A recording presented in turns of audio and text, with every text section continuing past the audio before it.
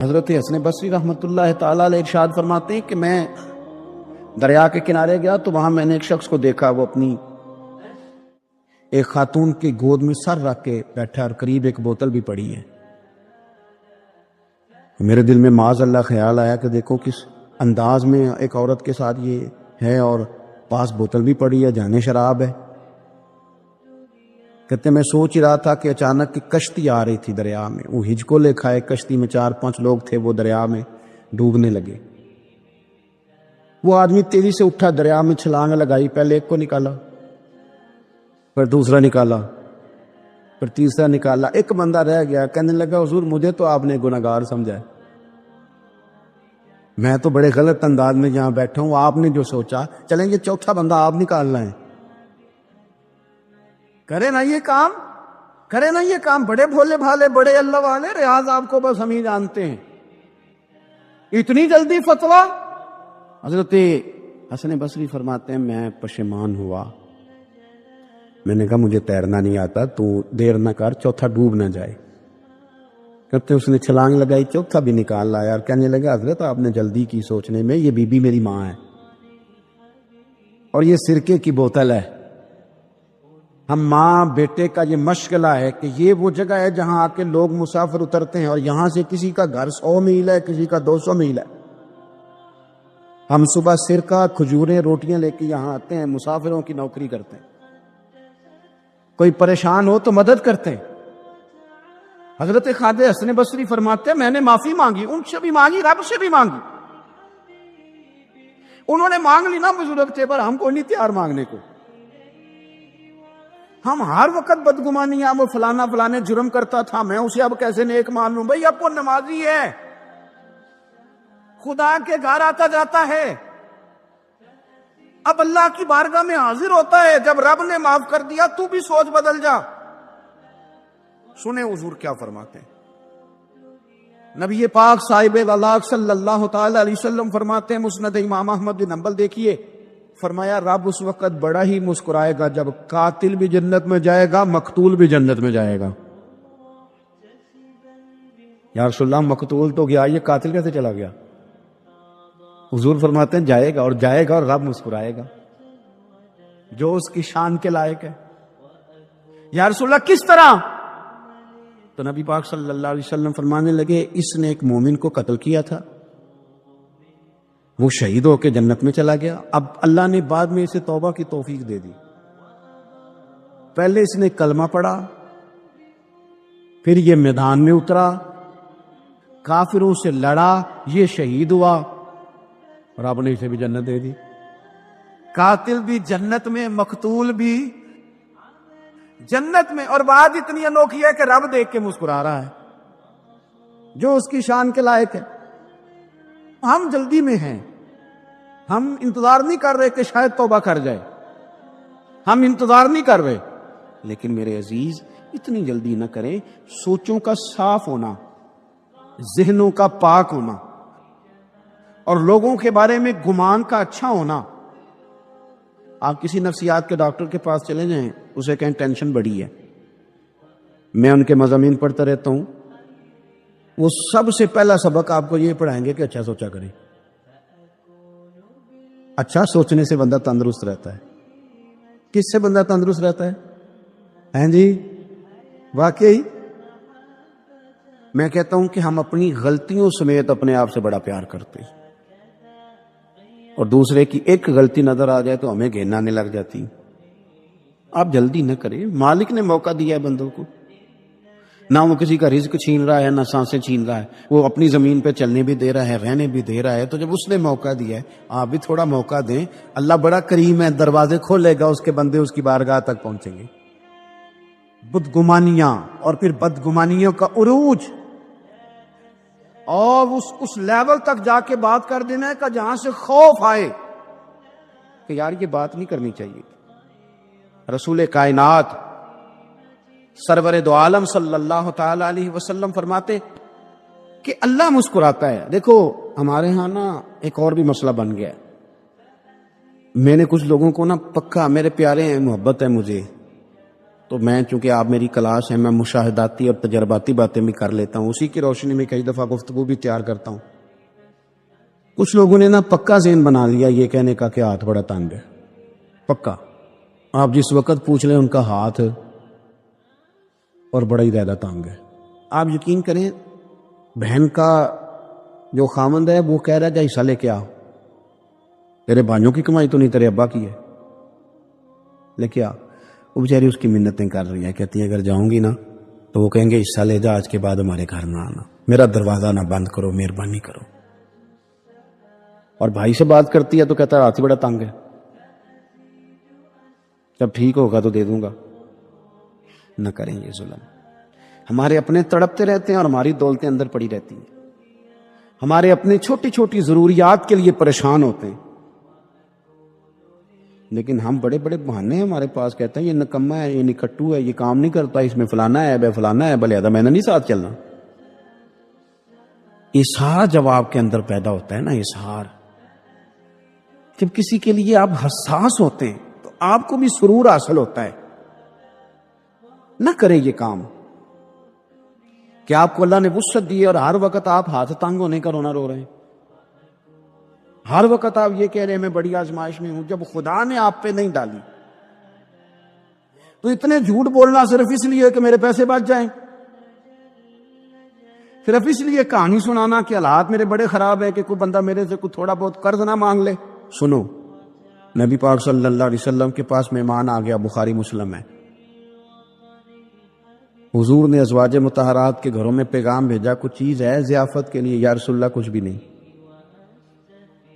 یہ دو جہاں کے شاہ ہے اور پاس کچھ رکھتے نہیں، دو جہاں کی نعمتیں ہیں ان کے خالی ہاتھ میں، یا رسول اللہ کوئی چیز بھی نہیں۔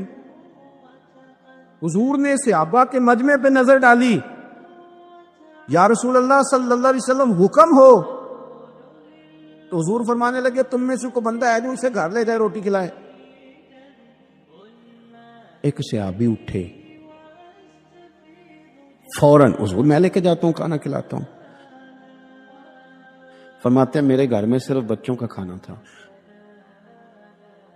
یہ نہیں کہ فریزر بھرا ہوا ہے نعمتوں سے، صرف بچوں کا کھانا، یہ نہیں کہ کسی کو دیکھ کے اپنی ہنڈیا پہ برتن لے لیا، صرف بچوں کا کھانا۔ کہتے ہیں گھر گیا، بیوی سے کہا کیا کیفیت ہے، کہنے لگی بچوں کی روٹی ہے۔ میں نے کہا بچے سلا دے، صبح ناشتہ کر لیں گے۔ تو کہنے لگی آپ کیا کھائیں گے؟ تو میں نے کہا نہ میں کھاؤں گا نہ تو کھائے گی، مہمان جو نبی پاک کا ہے۔ کہا اچھا، اب ذرا تجویز دیکھو میاں بیوی کی سوجھی آپس میں۔ کہتے ہیں کھانا لگا دینا، کیونکہ ایک آدھ بندے کا کھانا ہے۔ اپنی غربتوں کا ہر جگہ اظہار کرنا، رونا رونا، یہ دیکھو غربت کیسے چھپائی جا رہی ہے۔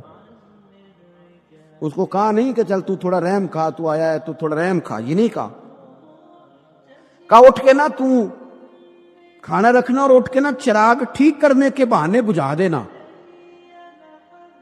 ہم دنیا والوں کے سامنے کیوں اپنے دکھ بیان کریں؟ ہم جو کہیں گے رب رسول کی بارگاہ میں کہیں گے۔ تو نا چراغ ٹھیک کرنے کے بہانے، اہلیہ اٹھی کھانا دینے کے بعد چراغ ٹھیک کرنے کے بہانے بجھا دیا۔ خامد بھی ہاتھ چلاتے رہے، بیوی کبھی برتن رکھتی کبھی اٹھاتی، پتہ چلے کہ کھانا کھا رہے ہیں، کھانا کھایا جا رہا ہے۔ کہتے ہیں مہمان پیٹ بھر کے کھانا کھا گیا۔ یہ کام ہوا رات کے اندھیرے میں، اس وقت ہوا جب چراغ بھی بند تھا، اس وقت ہوا جب کوئی دیکھنے والا نہیں تھا، کسی پڑوسی کو بھی خبر نہیں تھی۔ فرماتے ہیں صبح کے اجالے میں اس مہمان کو لے کے مسجد نبوی میں نے قدم رکھا تو نبی کریم نے فرمایا رات جو تم نے کام کیا ہے نا اسے دیکھ کے میرا رب بڑا مسکرایا ہے، اللہ بڑا مسکرایا ہے۔ اللہ تر دامنی پہ شیخ ہماری نہ جائیے، ہم دامن نہ چھوڑ دیں تو فرشتے وضو کرے۔ رسول پاک صلی اللہ تعالی علیہ وسلم نے ان لوگوں کے تذکرے کیے جنہیں دیکھ کے رب مسکراتا ہے۔ 3 لوگ ہیں جنہیں دیکھ کے رب مسکراتا ہے۔ یا رسول اللہ صلی اللہ علیہ وسلم وہ کون کون سے؟ تو محبوب فرمانے لگے ایک وہ بندہ ساری مخلوق سوئی ہے، آدھی رات ہے، رات کا پچھلا پہر ہے، اس نے اٹھ کے وضو کر لیا، مصلی پہ کھڑا ہو گیا خدا کی یاد میں۔ فرمایا اسے دیکھ کے رب مسکراتا ہے جو اس کی شان کے لائق ہے،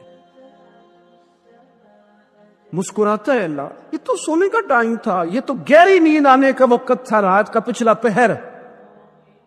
رات پوے تے بے درداں نو نیند پیاری آوے، تے درد منداں نو یاد سجن دی سوتیاں بھی آن جگاوے۔ اور ساون کی کالی راتوں میں جب بوندا باندی ہوتی ہے، وہ راتوں کو اٹھ اٹھ روتے ہیں جب خلقت ساری سوتی ہے، اللہ مسکراتا ہے۔ اور سننا میرے بھائی، میرے نبی پاک صلی اللہ تعالی علیہ وسلم فرماتے ہیں جب مسلمان نماز کے لیے صفیں بناتے ہیں نا، ترتیب لگ رہی ہوتی ہے، اب اللہ کی بارگاہ میں کھڑے ہوں گے، قیام کریں گے، رکوع کریں گے، سجود کریں گے۔ فرمایا جب مومن صفیں بناتے ہیں تو رب دیکھ کے مسکراتا ہے، مسکراتا ہے۔ کمال ہو گئے عروج بندگی کا، جب بندے کو دیکھ کے رب مسکرائے۔ خدا بندے سے خود پوچھے بتا تیری رضا کیا ہے، مسکراتا ہے۔ اور میرے نبی پاک علیہ السلام فرماتے ہیں جب مجاہد جہاد کے لیے صفیں سیدھی کرتے ہیں، آج تو یہ رب کے نام پہ مرنے ہی آ گئے، یہ صفوں میں کھڑے ہوں گے، ترتیب سے لڑیں گے، ترتیب سے گلا کاٹیں گے کافروں کا یا شہادت لیں گے۔ فرمایا جب جہاد کے لوگ صفیں بناتے ہیں تو رب انہیں دیکھ کے مسکراتا ہے۔ کتنے نصیبوں والا وہ بنتا ہے جسے دیکھ کے مسکرا دیا۔ او یار، کبھی تیرا بیٹا تیرے سامنے مسکرائے نا چھوٹا، تو تیرا دل باغ باغ ہو جاتا ہے۔ تیری ماں بیمار کسی ایک دن صحیح طرح ہنس پڑے تو طبیعت خوش ہو جاتی۔ مجھے بتاؤ نا جس کا رب بھی اسے دیکھ کے ہنس پڑے، جو اس کی شان کے لائق ہے، کیا اس بندے کے نصیبیں ہیں، کیا اس کے مقدر ہیں۔ آپ اس مقام پر اپنے آپ کو لائیں۔ اب دیکھیں نا، یہ حدیث ہم نے سن لی، اب ہم نے نا اس طرح صفیں نہیں بنانے جس طرح ساری دنیا، اب ذرا صفیں بھی شوق سے بنائیں گے، اب ذرا تھوڑا سا شوق پیدا کریں گے۔ بھائی یہ تو میں وہ کام کرنے لگا ہوں جسے دیکھ کے رب مسکراتا ہے۔ نبی پاک صلی اللہ علیہ وسلم نے فرمایا جب کو بندہ توبہ کرتا ہے نا، ہم توبہ کا رٹا لگاتے ہیں، یا اللہ میری توبہ، یا اللہ۔ اور توبہ کا تو مطلب یہ ہے کہ پچھلے گناہوں سے پکی توبہ، آج کے بعد یہ غلطی نہ کرنے کا پکا وعدہ۔ حضرت علی بن ربیعہ رضی اللہ تعالیٰ عنہ فرماتے ہیں میں مولا علی کے ساتھ تھا، مقام حرہ کی طرف جا رہے تھے، حضرت علی نے ہاتھ اٹھا کے دعا مانگی ہماری تعلیم کے لیے، ورنہ حضرت علی ہم صحابہ کو محفوظ عن الخطا تو مانتے ہیں نا۔ ہاتھ اٹھا کے کہا اے اللہ ہمارے گناہ بخش دے، تیرے علاوہ کوئی معاف کرنے والا نہیں۔ اور پھر حضرت علی آسمان کی طرف دیکھا اور دیکھ کے نا حضرت علی بن ربیعہ کو تو مسکرائے۔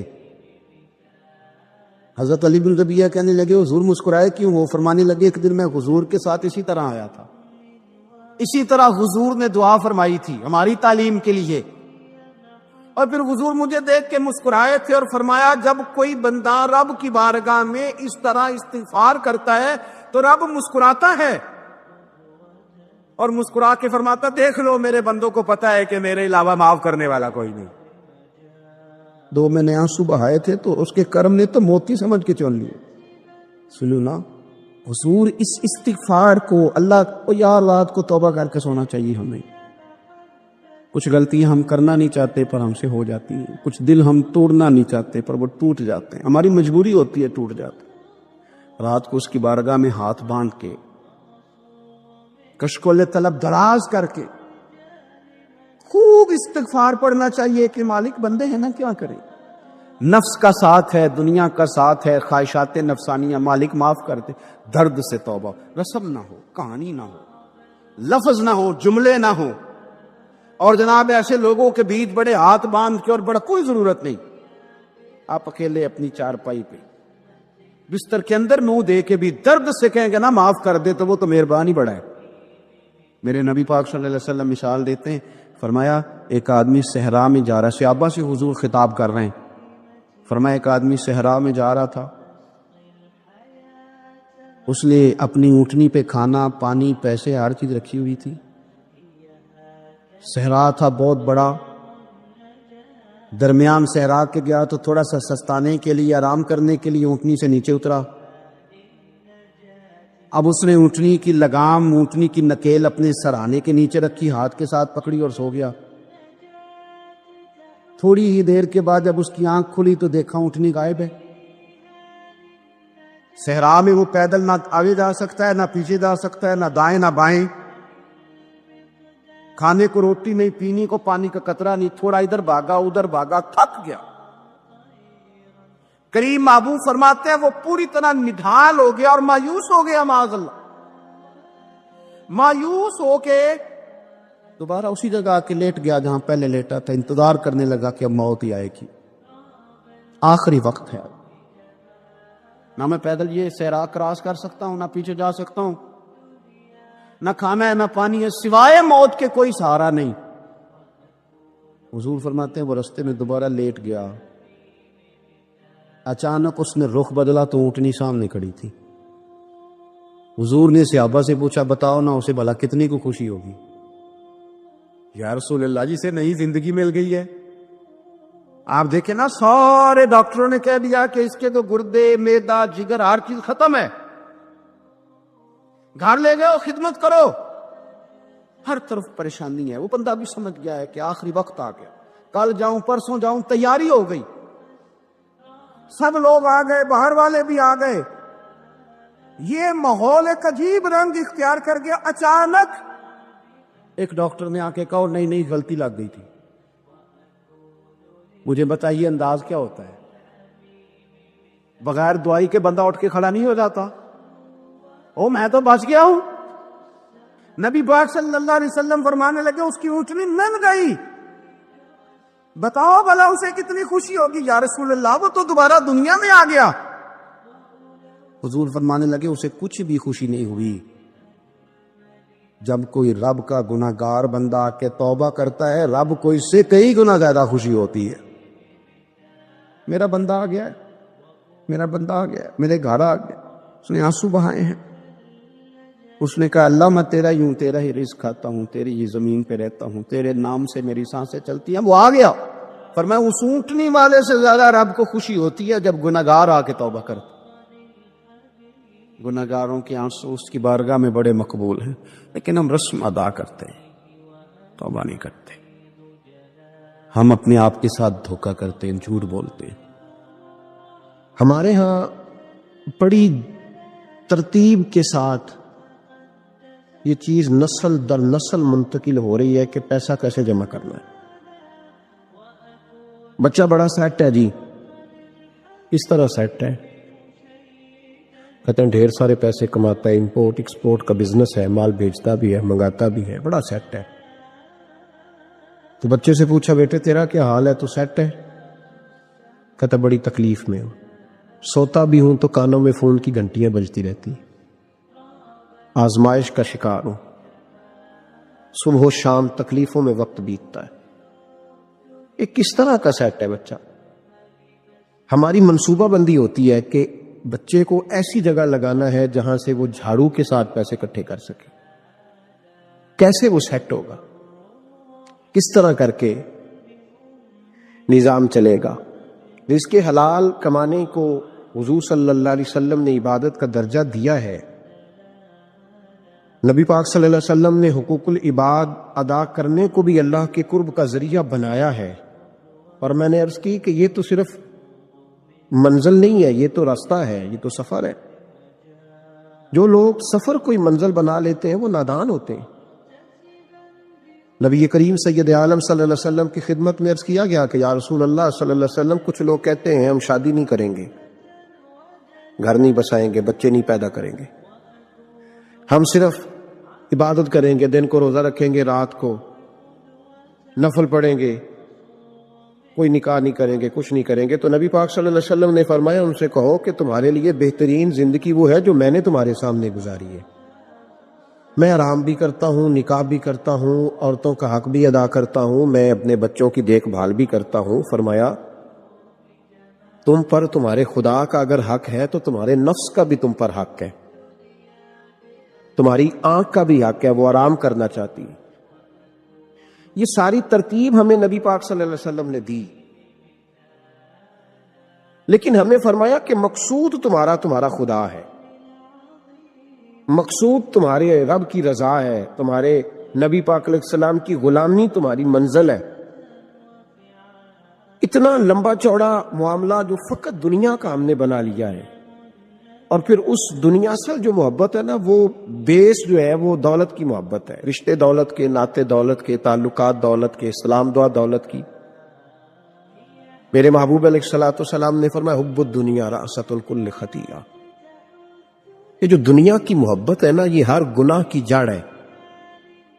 جب انسان دنیا کی دولت سے پیار کرنے لگ جاتا ہے، پھر وہ قتل بھی کرتا ہے، پھر وہ ظلم بھی کرتا ہے، پھر وہ زیادتی بھی کرتا ہے، پھر وہ حرام بھی کھاتا ہے، پھر وہ یتیم کو بھی لوٹتا ہے، پھر بیوہ کا مال کھانا بھی اسے پریشان نہیں کرتا، پھر کروڑوں روپیہ ہضم کر لیتا ہے، لکڑ پتھر ہر چیز اس کو ہضم ہونے لگتی ہے. اصل بات یہ ہے کہ اسے محبت دنیا کی دولت سے ہو گئی ہے. ایک بزرگ کے پاس ایک نوجوان آیا، اس نے کہا حضرت جی میرا نماز میں دل نہیں لگتا. تو بزرگ فرمانے لگے تیرا مسئلہ اصل یہ نہیں، تیرا مسئلہ اور ہے. نے کہا حضور سمجھا دیں. تو وہ فرمانے لگے کچھ بندے ایسے ہیں جو تمہیں ٹیلی فون کرتے ہیں اور تم ان کا فون نہیں اٹھاتے، اور کچھ ایسے ہیں جن کو تم دن میں خود 3 دفعہ فون کر کے حال پوچھتے ہو. حضور کیا مطلب؟ فرمانے لگے جس سے پیار نہیں نا، اس سے اظہار بیزاری ہے، تو اس کا فون بجتا رہے تو کہتے ہیں میں تھا نہیں، میں موجود نہیں تھا، فون چارجنگ پہ تھا، گھر چھوڑ گیا تھا، بہانہ ہے. اور جس سے محبت ہے اس کو ٹیلی فون کر کے کہتے ہیں آپ پریشان تو نہیں ہوتے؟ بس میرا سلام لینے کو دل کر رہا تھا. فرمانے لگے کہ تیرا اصل مسئلہ یہ ہے کہ تو نے محبت نہیں کی اللہ رسول سے. اگر تیرا خدا رسول سے پیار ہوتا تو یہ جملہ کیسے آتا کہ نماز کو دل نہیں کرتا؟ پھر تو تیرا تہجد کو بھی دل کرتا، پھر تو تیرا ہر وقت قرآن پاک سینے سے چمٹائے رکھنے کو دل کرتا. اس لیے کہ تیرا مقصود اللہ کی ذات ہوتی. کیونکہ مقصود دنیا داری ہے، مقصود دولت بنا لیا معاذ اللہ، مقصود ایک رنگ بنا لیا ہے، اس کا نقصان قوم اٹھا رہی ہے. نقصان رشتوں میں، ناتوں میں حسن نہیں رہا، پیار نہیں رہا، ترتیب نہیں رہی. ایک ناروے سے دوست نے فون کیا، مجھے کہنے لگے آپ بڑی تقریریں کرتے ہیں، کوئی ہمارے حق میں بھی کر دو. تو میں نے کہا کہ آپ کو کیا ہے؟ کہنے لگے آپ پردیسیوں کی مجبوریاں نہیں سمجھتے. میں نے کہا کیا ہوا؟ کہنے لگے حضرت جی شکوہ ہے کہ ہمارے اپنے ہمیں جب بھی فون کرتے ہیں وہ یہ نہیں پوچھتے کہ شام کا کھانا کھایا ہے کہ نہیں کھایا. وہ کہتے ہیں شادی آ گئی ہے تو جلدی کرو، پیسے بھیج دو، فٹافٹ کرو. کہتے ہیں کبھی کسی نے ہم سے ہمارا حال ہی نہیں پوچھا، کبھی کسی نے یہ غور ہی نہیں کیا کہ وہ پردیس میں گیا ہے، اور انشاءاللہ پردیسی کوئی بھی نہ تھی وے ککھ جنا تو پارے تاڑی مار اڑانا باہو اسی آپ ہی اڈن ہارے. تو تیار بیٹھے ہیں، حال ہی کوئی نہیں پردیس میں. یہاں حال یہ ہے کہ جو فون کرتا ہے، ایک بزرگ کہنے لگے کہ 22-23 سال دیے ہیں پردیس کو، تو اپنی ہی بیوی کو فون کیا ہے کہ اب نہیں ہوتا، گھٹنوں میں درد رہتا ہے، کمر کمزور ہو گئی ہے، اب میرا دل کرتا ہے گھر آؤں اور میں اپنے گھر میں بیٹھ کے بچوں کے بیچ بیٹھ کے روٹی کھاؤں. اعصاب کمزور ہو گئے، دل کی دھڑکن تیز رہتی، پتہ نہیں کب وقت آ جائے. تو کہتے میری بیوی جسے میرے دکھ سکھ کا ساتھی ہونا چاہیے، وہ کہتی ہے چلیں 3-4 سال اور لگا لیں پھر آ جانا. او بھائی کیا اس شخص کے ساتھ کیا تعلق ہے؟ اس کا بھائی اسے فون کرتا ہے تو کہتا ہے میں پیسے دے دوں گا، جب آؤ نا تو ایک موبائل ضرور لے آنا. اس کو لوگ فون کرتے ہیں، رابطہ کرتے ہیں کہ جناب وہ ایک چھوٹی سی چیز، وہ میں پیسے دے دوں گا. تو پیسے دینے ہیں تو یہاں سے کون سی چیز نہیں ملتی؟ صرف فرمائشیں، لوگوں کے ساتھ تعلق صرف جیب کا، رشتہ صرف جو ہے وہ تعلق صرف اس چیز کا کہ وہ آدمی ایک ATM مشین ہے تو فٹافٹ کارڈ ڈالو تاکہ آپ کے حصے کے پیسے نکل آئیں. یہ مزاج اس نے نقصان کیا ہے، دراڑیں پڑ گئی ہیں. حالات بگڑ گئے ہیں، میرے نبی کریم سید عالم صلی اللہ تعالی علیہ وسلم نے رشتوں کو جو وقار دیا. امام غزالی رحمۃ اللہ تعالی علیہ نے لکھا ہے مکاشفۃ القلوب میں، فرماتے ہیں کچھ لوگ قیامت کے قریب آئیں گے جن کے نبی پاک صلی اللہ علیہ وسلم نے نشاندہی کی ہے، ان کے پاس کوئی شخص نہ بیٹھے ورنہ اس کا دل کالا ہو جائے گا. کہ حضور وہ کون سے؟ تو فرمانے لگے نبی پاک نے کچھ لوگ بتائے ہیں، ان کے پاس نہیں بیٹھنا. کون سے؟ مصطفیٰ کریم نے فرمایا یحبون الدنیا وینسون الآخرہ، جو دنیا کو سے پیار کرنے لگے اور آخرت کو بھول جائے. امام صاحب فرماتے ہیں ان سے دور رہنا، دل کالا ہو جائے گا. یحبون المال وینسون الحساب، وہ جو نبی پاک نے فرمایا نا کچھ لوگ آئیں گے جو مال سے تو پیار کریں گے پر اس کے حساب کو بھول جائیں گے، ان سے بچنا. فرمایا یحبون القصور وینسون المقبرہ، جو مکانوں سے تو پیار کریں گے پر اپنی قبروں کو بھول جائیں گے. اور فرمایا ان لوگوں سے بھی بچ کے رہنا، ان سے بھی پرہیز کرنا کہ جو لوگ یحبون الخلق وینسون الخالق، جو لوگ مخلوق سے تو پیار کریں گے، بندوں سے بڑا پیار کریں گے لیکن اپنے رب کو بھول جائیں گے، ان لوگوں سے بھی بچیں. ایسے لوگوں سے نبی پاک صلی اللہ علیہ وسلم نے نشاندہی کی، ان سے بچیں. تعلقات میں خلوص ہوتا ہے. جب کوئی آپ کی غربت سے پیار کرتا ہے تو وہ آپ کا اصل دوست ہوتا ہے. جب وہ آپ کی تنہائیوں سے آزمائشوں سے پیار کرتا ہے تو اس کا آپ کے ساتھ رشتہ خالص ہوتا ہے. جو آدمی دولت کو دیکھ کر پیار کرے اور دولت کو دیکھ کر آپ کے ساتھ وابستگی کا اظہار کرے تو اس شخص کا پیار سیدھا سیدھا میرے رسول پاک سید عالم صلی اللہ علیہ وسلم نے ہمیں استغنا کا حکم دیا ہے، بے نیازی کا. یہ دنیا داری میں الجھنا، دنیا کے بن کے جینا، دنیا کے ہو کے رہنا. آپ یقین کریں سارے رشتے، میں نے سعودی عرب میں پیر دیکھے، پیر مریدوں کی لسٹیں لے کے جاتے، ان کو ٹیلی فون ہوتا ہے تمہارے پیر صاحب آ گیا تم بھی پہنچ جاؤ، ٹھنڈی بوتلیں لے آنا آتی دفعہ. وہاں وزن اٹھایا نہیں جاتا واپسی پہ. ہمارے کئی سنگی ناراض ہو گئے، حضرت آپ آتے ہیں تو آپ بتاتے نہیں. تو میں کہتا ہوں یہاں بھی یہی کام کرنا ہے. ہم تو اپنے گناہوں کی معافی لینے آئے، تو ہم جس کام آئے ہمیں کرنے دو، کیوں الجھاتے ہو؟ وہاں جا کے بھی جہاں خالصتاً انسان کا رجوع اللہ کا وقت ہے، وہاں بھی وہی حالات پیدا ہو گئے، ہر طرف دنیا داری. اور یہ پیروں کی بات کرتا ہوں تو آپ بڑے مسکراتے ہیں. میں نے بڑے بڑے مفت خورے دیکھے ہیں، بڑے بڑے. یہ ہر طبقے میں ہوتے ہیں، ہر طبقے میں. ایک صاحب مجھے ایئرپورٹ پہ ملے، کہنے لگے جی کتنے دن رہا ہوں، ماشاءاللہ ایک دن بھی روٹی جیب سے نہیں کھائی. میں نے کہا بڑے کامیاب ہو کے آ رہے ہیں آپ. یہ تو بات بھائی سے فخر ہے، جا کے کسی اخبار میں فوٹو چھپاؤ.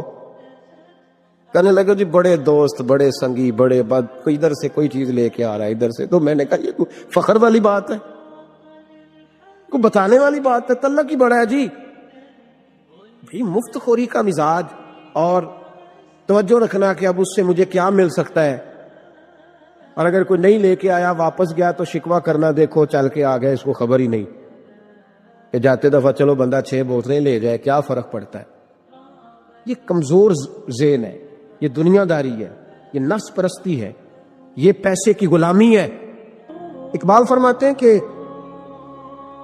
ایک دن وہ خاتون پھر کسی کیس کے سلسلے میں میرے پاس آئی، تو جب وہ آئی تو اس نے نقاب اوڑھا ہوا تھا، برقع کیا ہوا تھا. تو چونکہ اس نے نقاب اوڑھا تھا مسلمانوں کی نشانی تھی. نقاب اوڑھنا کن کی نشانی ہے؟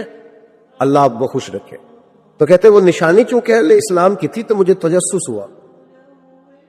میں نے کہا لیڈی خیریت ہے؟ میم صاحب بھائی یہ برقع پہنا ہوا ہے. تو کہنے نہیں، ہنس کے تو یہ برقع. تو کہنے لگی الحمدللہ میں مسلمان ہو گئی.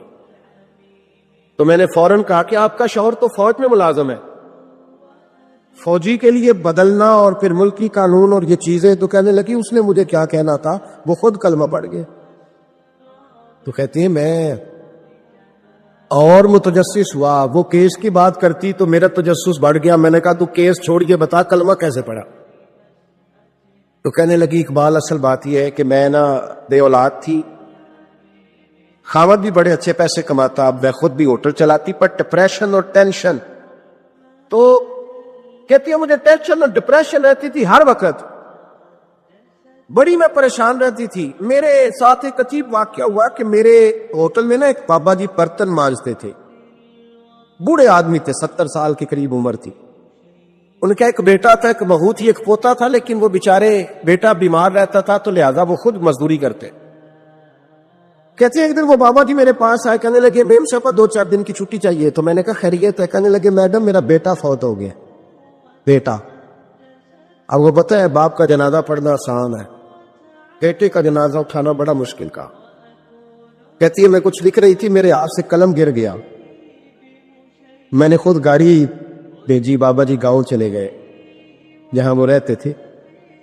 کہتی 2-3 دن کے بعد میں اور میرا شوہر گئے تو رستے میں ہم باتیں کر رہے تھے کہ کیا تعزیت کریں گے، ایک ہی بیٹا تھا، کوئی رشتہ دار بھی نہیں، تو اس کی تو کائنات اجڑ گئی، کن لفظوں سے اسے تعزیت کیا کہے گے؟